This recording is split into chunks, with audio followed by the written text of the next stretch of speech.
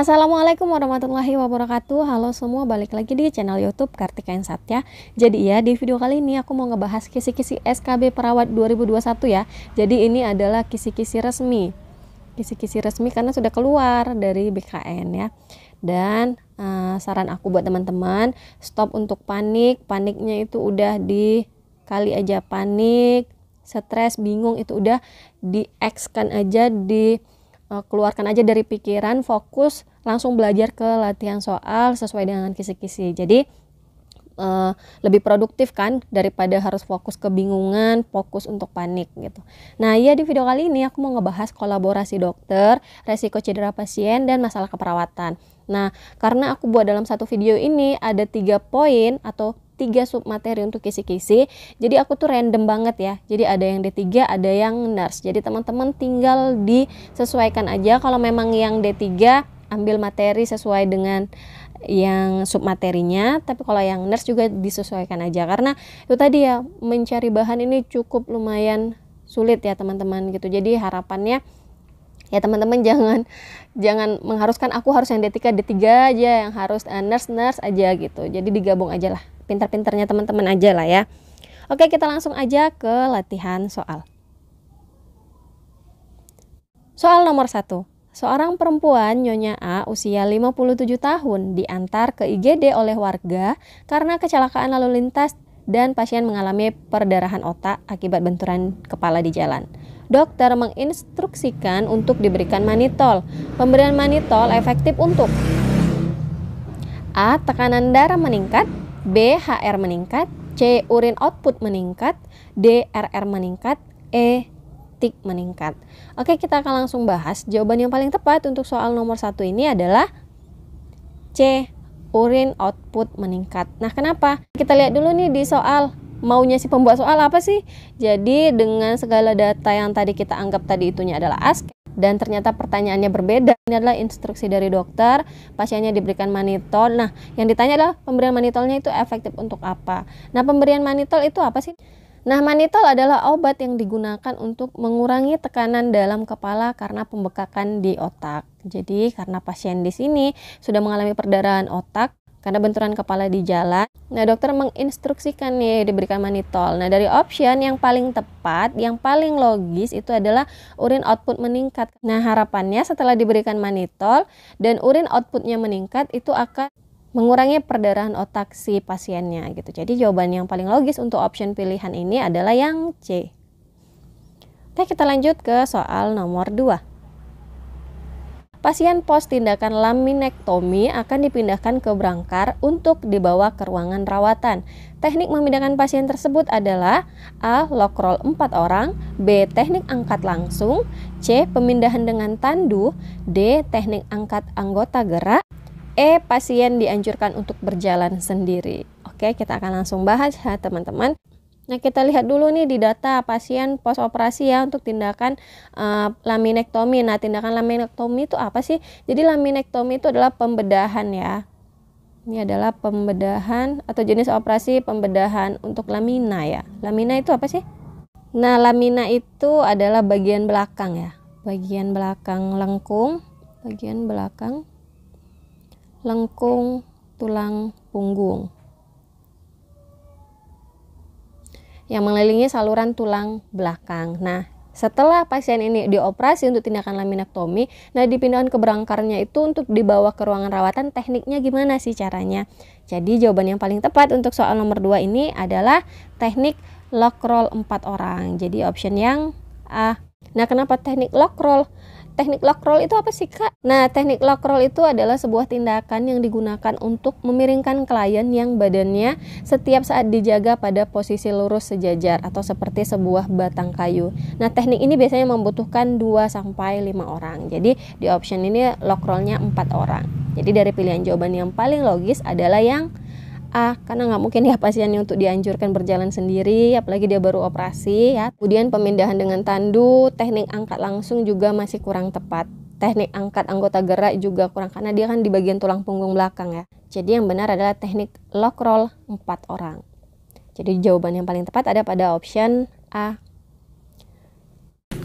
Nah sebelum lanjut ke videonya, teman-teman yang perawat, tahun ini insya Allah aku udah berusaha untuk membantu kalian dengan persiapan 100%, karena saat di SKB nantinya akan ada 30% soal kesehatan umum dan 70% soal SKB perawat. Jadi untuk teman-teman perawat, ini persiapannya insya Allah bisa 100%. Jadi saat nanti nilai SKB bisa menunjang karena bobotnya yang tinggi. Ingat teman-teman, bobot untuk SKB itu 60%. Jadi harus dimaksimalkan ya. Nah buat teman-teman yang nggak cukup rasanya kalau belajar hanya dengan buku fisik, Kak aku butuh juga tryout online karena kan nanti kita ujiannya juga online. Jadi aku mau belajar untuk memanajemen waktu. Tenang aja, aku ada rekomendasinya. Nah ya, aku mau rekomendasiin website online jadi cpns.com. Nah teman-teman yang penasaran gimana sih Kak websitenya? Nah kalau kalian belum daftar akun, kalian tinggal daftar aja. Dan kalau kalian udah login, kalian tinggal klik aja menu di sebelah kiri atas. Kemudian kalian klik pembelian paket soal. Dan ini tuh ada SKD, SKB, dan P3K. Jadi udah lengkap banget, kalian tinggal pilih aja sesuai formasi kalian. Nah aku akan kasih contoh gimana sih kalau misalnya kalian mau order yang SKD. Kalian klik aja SKD dan tampilannya akan jadi seperti ini. Kalian klik formasi SKD CPNS. Nah, ini dia harga normalnya 126.000, tapi tenang aja teman-teman, bisa pakai kode referral aku Kartika supaya kalian dapat potongan harga. Kalian klik aja di kode referral ini Kartika dengan huruf besar semua tanpa spasi, kalian klik gunakan kode. Nah, kode referralnya valid, kita cek. Nah, harganya sudah berkurang dari 126.000 jadi 99.000. Jadi murah banget ya. 99.000 kalian udah bisa latihan tryout CAT. Klik aja pembelian dan ikuti instruksi pembayaran. Oke, kita lanjut ke soal nomor 3. Seorang laki-laki berusia 60 tahun datang ke poli bedah dengan keluhan nyeri dan kaku pada persendian kaki. Hasil pengkajian skala nyeri 3 bertambah saat pagi, lemas, kesulitan saat bergerak, dan rentang gerak menurun. Pasien juga mengeluh sakitnya tidak sembuh-sembuh. Apakah masalah utama pada kasus tersebut? A. Kerusakan mobilitas fisik. B. Risiko cedera. C. Kelemahan. D. Nyeri akut. E. Ansietas. Oke, kita lihat di data ini adalah pasien dengan OA ya, atau osteoartritis. Nah, untuk osteoartritis biasanya manifestasi klinisnya itu ada dua ya. Yang pertama itu nyeri, yang kedua itu adalah keterbatasan pergerakan.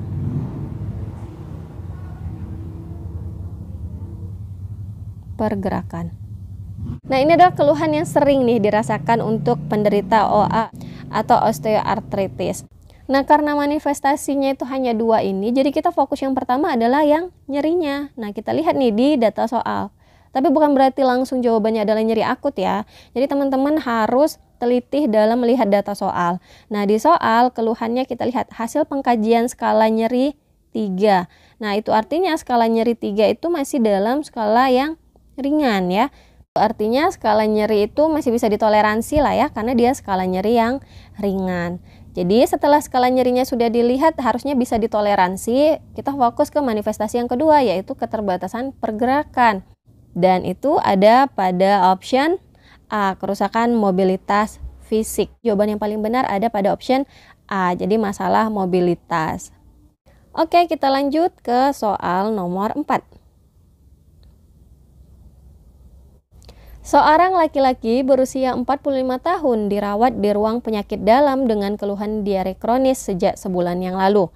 Pasien mempunyai riwayat HIV, mengalami penurunan berat badan 18 kg dalam 4 bulan terakhir. Hasil pengkajian turgor kulit tidak elastis, membran mukosa kering, urin output menurun, konsentrasi menurun. Apakah masalah keperawatan prioritas pada pasien tersebut? A. Ketidakseimbangan nutrisi kurang dari kebutuhan tubuh. B. Kerusakan integritas kulit. C. Defisit volume cairan. D. Hambatan memori. E. Diare. Nah, ini adalah merupakan beberapa soal tentang masalah keperawatan ya teman-teman, dan ini pasti banyak banget nanti masuk. Itu sebabnya aku banyakin untuk submateri masalah keperawatan. Oke, kita balik lagi ke soal. Nah, keluhan pasien ini adalah diare ya. Punya riwayat HIV juga. Biasanya diare ini adalah satu infeksi oportunistik ya dari penderita HIV. Nah, diare ini kan biasanya menyebabkan banyaknya keluar cairan. Nah, sehingga pasien akan mengalami kekurangan atau defisiensi cairan dan elektrolit. Nah, pada kasus ini sudah terlihat ya, pasien mengalami defisit cairan. Yang didukung itu apa datanya? Ada turgor kulit tidak elastis, kemudian membran mukosa kering, itu merupakan tanda-tanda dari defisit volume cairan. Sebenarnya udah ketemu sih jawabannya adalah yang C, tapi itu pun kita bahas dulu. Nah, option yang A, ketidakseimbangan nutrisi kurang dari kebutuhan tubuh, dan yang B, kerusakan integritas kulit, serta yang D itu hambatan memori. Jadi yang ini dan yang ini. Jadi option A, B, dan E itu datanya kurang mendukung ya. Jadi apakah hambatan memorinya seperti apa itu tidak ada di soal. Jadi data itu kurang ya. Untuk option A, B, dan D. Nah, kalau di area ini cuma untuk tambahan option yang salah aja ya dalam pilihan soal. Jadi jawaban yang paling tepat untuk soal nomor 4 ini masalah utamanya adalah defisit volume cairan. Option yang C. Oke, kita lanjut ke soal nomor 5. Seorang laki-laki berusia 60 tahun datang ke poliklinik mata dengan keluhan pandangan mata sebelah kanan kabur. Hasil pengkajian visus 4/6, Tio 27 mm Hg, lensa tampak keruh, tampak gelisah, pasien tampak berhati-hati jika berjalan, tekanan darah 150/100 mm Hg, frekuensi nadi 80 kali per menit, frekuensi nafas 20 kali per menit, suhu 37 derajat Celcius. Nah, yang 20 kali ini salah ya, ini dicoret aja. Maklum tipe. Oke, kita langsung ke soal. Apakah masalah keperawatan utama pada kasus tersebut? A. Cemas, B. Nyeri akut, C. Risiko cedera, D. Hambatan mobilitas fisik, E. Gangguan persepsi sensori. Oke, dari soal, keluhannya yang kita lihat adalah pandangan mata sebelah kanan kabur. Nah, masalah utama pada pasien ini untuk di kasus itu adalah kehilangan ketajaman penglihatan. Nah, biasanya pada pasien yang gangguan penglihatan, masalah utama yang biasanya cocok itu adalah gangguan persepsi sensori. Jadi jawaban yang paling tepat pada soal nomor 5 ini adalah yang E, gangguan persepsi sensori. Oke, kita langsung ke soal selanjutnya. Seorang lansia berusia 70 tahun datang ke puskesmas dengan keluhan nyeri saat BAK dan tidak tuntas. Hasil pengkajian skala nyeri 2, tekanan darah 130/80 mm Hg, suhu 30 derajat Celcius, frekuensi napas 18 kali per menit, frekuensi nadi 80 kali per menit, dan palpasi daerah simfisis terasa keras. Apakah masalah keperawatan yang tepat pada kasus? A. Ansietas, B. Nyeri akut, C. Hambatan eliminasi, D. Gangguan pola tidur, E. Resiko ketidakseimbangan cairan. Oke, kita langsung aja ke keluhan pasien di kasus. Nah, keluhannya itu adalah sulit BAK ya teman-teman. Jadi keluhan nyeri saat BAK dan tidak tuntas. Jadi itu artinya berupa kesulitan dalam BAK. Nah, untuk hasil pengkajiannya itu nyerinya 2, berarti dalam kategori nyeri ringan ya. Sedangkan untuk dilihat dari hasil pemeriksaan tanda-tanda vitalnya itu tidak ada yang mengindikasikan infeksi ya. Semuanya normal. Jadi jawaban yang paling tepat untuk soal ini adalah yang C, hambatan eliminasi. Nah, kenapa Kak jadi hambatan eliminasi? Karena itu tadi ya kesulitan dalam BAK. Kalau untuk nyerinya, ini nyeri akut ini harusnya tidak menjadi masalah yang tepat karena nyerinya juga masih nyeri ringan. Kemudian untuk ansietasnya ini adalah kecemasan ya. Biasanya kecemasannya ini kan muncul karena dia mikirkan penyakitnya itu ya, kayak di ansietas. Jadi ini belum termasuk ke dalam masalah keperawatan. Sedangkan gangguan pola tidur ini juga datanya belum banyak mendukung ya. Data maksudnya tidak dirincikan secara detail untuk data gangguan pola tidur itu kayak gimana juga nggak ada di soal gitu. Jadi ini kurang tepat.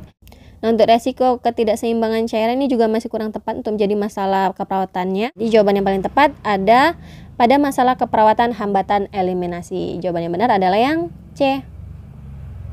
Oke teman-teman, kayaknya itu aja dulu yang bisa aku share ke kalian. Semoga ini bisa bermanfaat ya dan tidak menambah bingung teman-teman yang shock karena melihat kisi-kisi SKB perawat tahun ini yang cukup membagongkan gitulah ya. Tapi Tapi tenang aja, aku akan menemani kalian. Semoga aku bisa buat video setiap hari. Support aku terus, kawal aku terus. Sebentar lagi aku udah mau 100.000 subscriber. Biar aku semangat terus ya buat video untuk nemeni kalian menghadapi SKB Perawat CPNS 2021 ini. Oke, kalau kalian suka sama channel aku, jangan lupa untuk subscribe. Ada tombol merah di bawah, kalian tinggal klik aja. Jangan lupa juga klik notifikasinya supaya kalian dapat updatean kalau misalnya aku ada upload video baru. Dan share juga video aku di semua sosial media kalian.